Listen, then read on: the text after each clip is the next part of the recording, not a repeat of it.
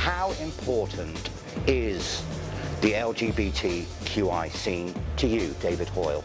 It's essential to me because I regard it as my family and I regard it as my community. And I've lived my life mostly on the LGBTQI scene. Yes. So it's been a very important part of my life. And Yes. I think it's essential that we have this community. Yes.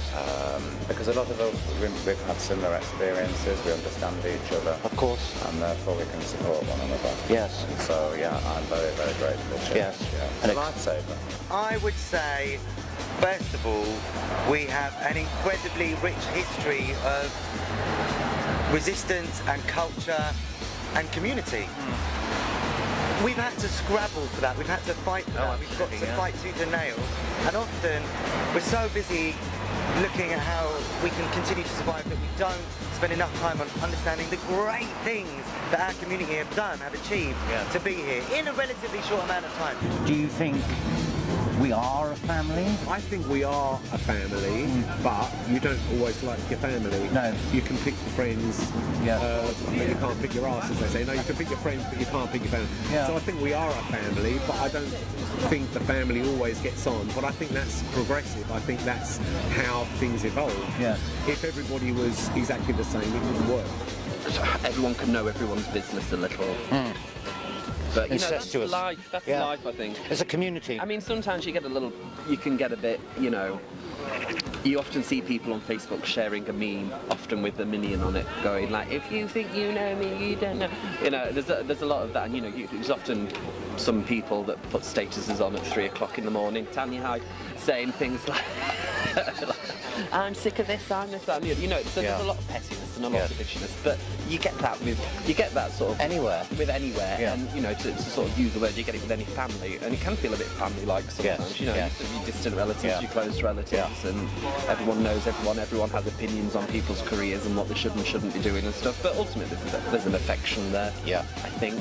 I think within the gay scene, we can be quite segregated. Segregated, is that a word? It could be. It could be, yes. You know, you've got, you know, like you said, gay, bi, straight, transgender, this, blah, blah, bears. You've got bears, cubs, otters, you top, bottom, versatile, blah, blah, blah. Yeah. Does it matter? Yes. Really? We're all one. At the end of the day, you're all human. It's like, do we have to be defined by what we like in the bedroom? Yes. Or what we like to do? Or, you know, what kind of... And some people would say categorically, yes, we do. Well, I don't think so, because it's, you know, we're all... You know, we all like people of the same sex. It's like, let it just stop it there, really. Yes. We've got to be careful, I think, that we're getting comfortable. Complacent. We think we've got it all, and it might feel to the community everything is okay. I can be me, I can be outrageous, I can carry on like this. And to a degree, yes, you can, but, you know, that still doesn't mean there isn't someone out there who, you know, thinks differently and might become physical aggressive against you. Yes, we take ourselves very seriously because we've had to fight, but also we have a good sense of self-deprecation and sense of laughing at ourselves because we understand that life's short and you've got to either laugh or cry at the situation. So the comedy, the cabaret, the self-deprecation that comes out of our community because we know the importance of life, I think is really brilliant. It's brilliant and makes you survive. The thing that I kind of don't like is when people start to ostracise themselves. I think what we need to do is we need to remember that we're humans first, and that our sexuality happens to be something, you know, we just happen to be born that way rather than that way. And I think there are still people in the community, particularly some of the older sort of our age group, that ostracise, separate themselves. And I don't think that's what it's about. I think integration is the important thing. You know, we live shoulder to shoulder with straight people, and I think that we need to be comfortable and happy with that, because we can't expect them to be comfortable and happy with it if we're not. I don't want to be segregated. I want LGBT to say, okay, this is us, but you're welcome. Everybody's which it sort of used to be in the old days, didn't it? Everybody used to come in. It's a protection. I feel sometimes when the scene goes sort of a bit gym crazy and it's all about the body and all that sort of thing. Yes. I find that a bit isolating. Yes. I know, You don't mind looking at it?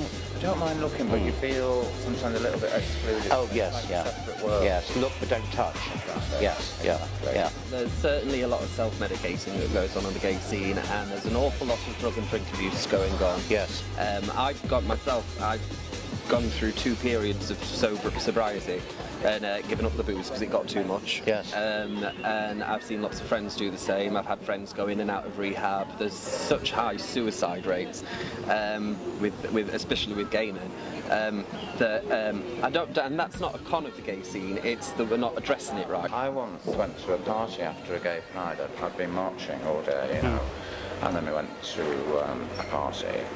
And one of these people who went to the gym, with head to toe in lycra, turned to me and said, "Somebody like you shouldn't even be allowed to look at somebody like me." Can you believe it? Well, I can. What you want to be hearing when you're on acid? No.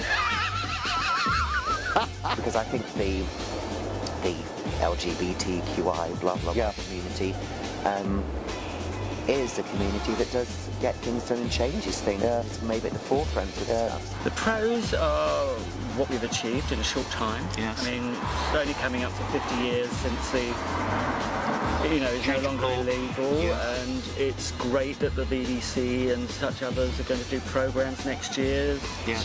That's all good, because all of a sudden it's like,